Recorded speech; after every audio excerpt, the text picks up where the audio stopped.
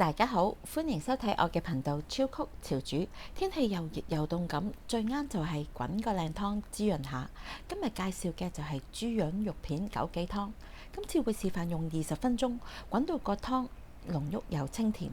就算用最普通嘅豬潤部位啊，滾完湯都唔太鞋口，仲有快速摘葉同埋令到豬肉軟腍嫩滑嘅做法。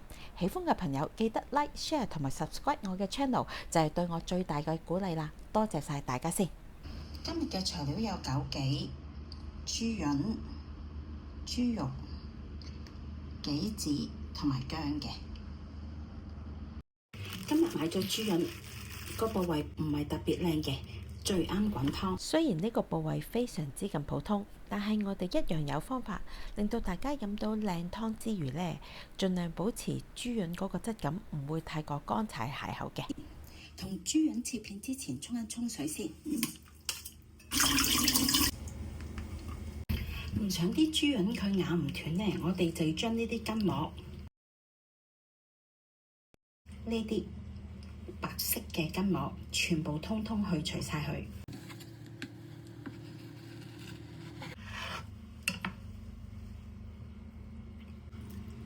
同樣係唔要。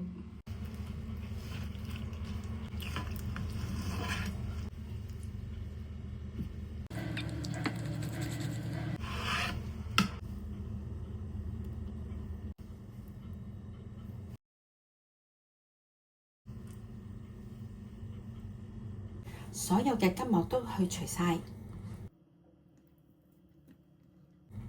就可以切片啦。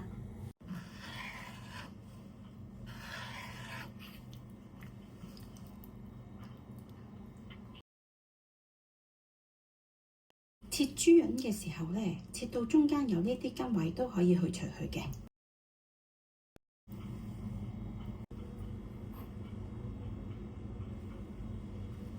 預定一個膠機同埋大少少嘅盤仔，放晒啲切咗片嘅豬潤落去，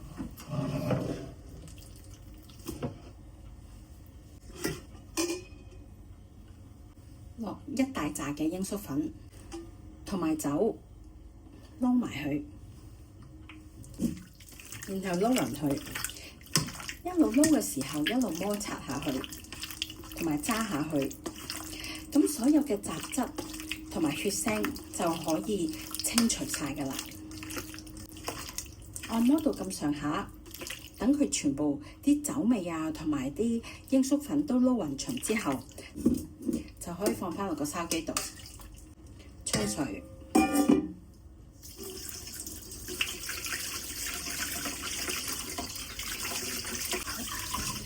沖完水之後，你見到好多血水走出嚟嘅。然後重複剛才嘅動作，洗第二次，同樣係鷹粟粉、酒，然後揦佢，然後同樣放返落筲箕度沖一沖水。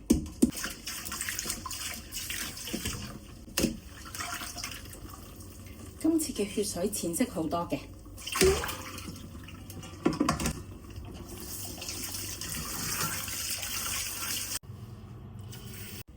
將剛才沖走晒鷹粟粉同酒嘅豬潤放落去浸水，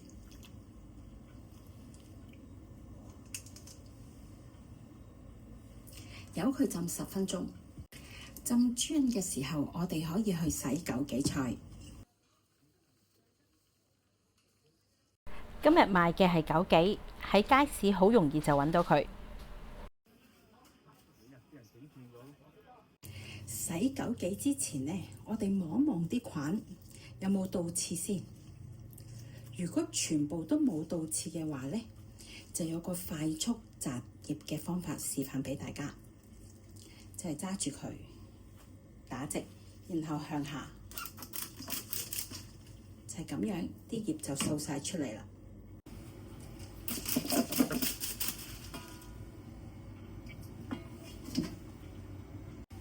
提大家先，如果佢嗰個位係有倒刺嘅話，就唔好掃啦，唔係會好容易篤親㗎。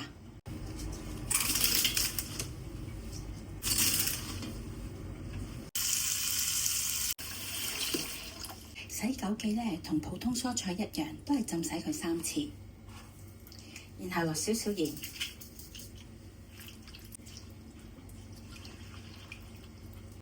喺浸枸杞嘅時候，我哋就睇下個豬潤先。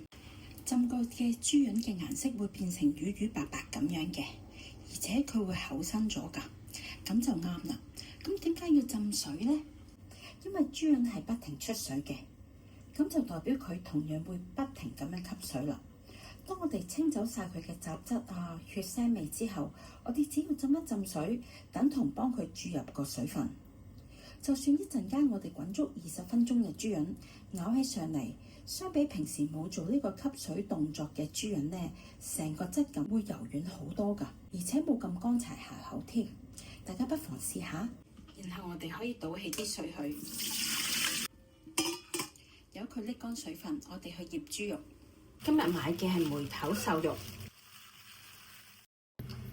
佢冇脂肪，但係質感非常之咁嫩滑，最啱攞嚟滾湯。想聽我講解切肉片嘅朋友呢，不妨睇我嘅影片《脆肉瓜雜菌炒肉片》啦。豬肉清洗一下就可以切㗎啦。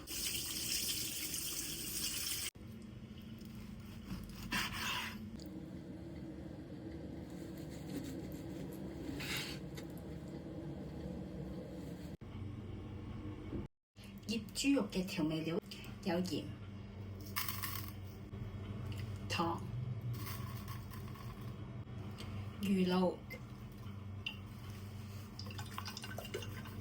生抽、生粉、水，然後攪一攪啲調味料去，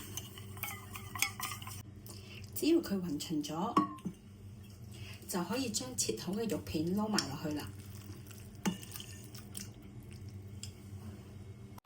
然後順時針方向將肉片佢撈勻，搞到佢吸收晒啲調味料，咁就 OK 啦。醃佢10分鐘就夠。我哋而家去預備其餘配料，杞子沖一沖水就用得㗎啦。薑唔使切，拍一拍就用得。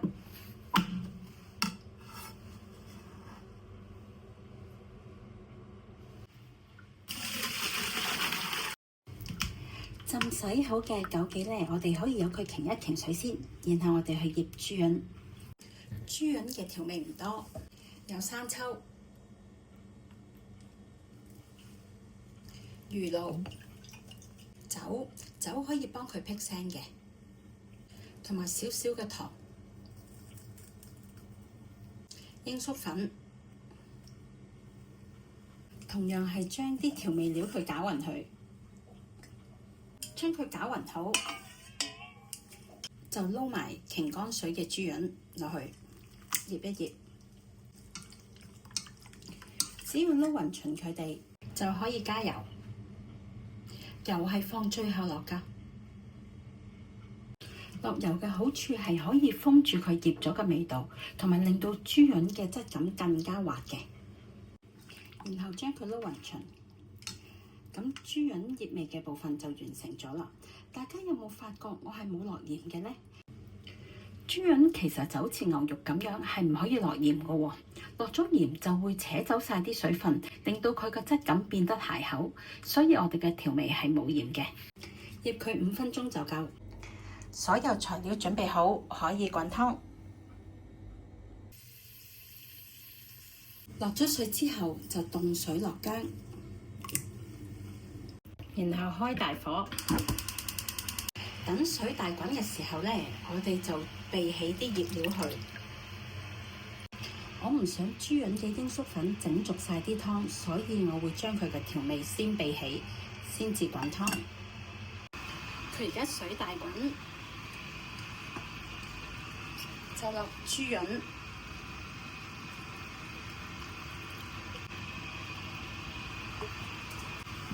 撈一撈佢，等佢大滾起就轉中火，滾佢5分鐘。我哋唔好冚蓋，冚咗蓋就好容易滾瀉嘅。好，夠鐘，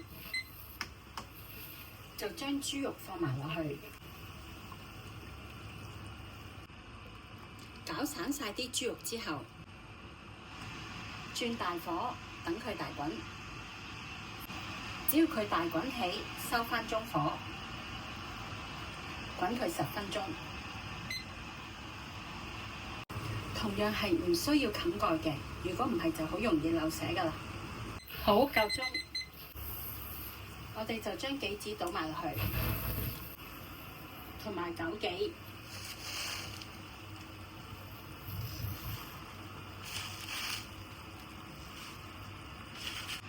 轉大火，撈一撈佢。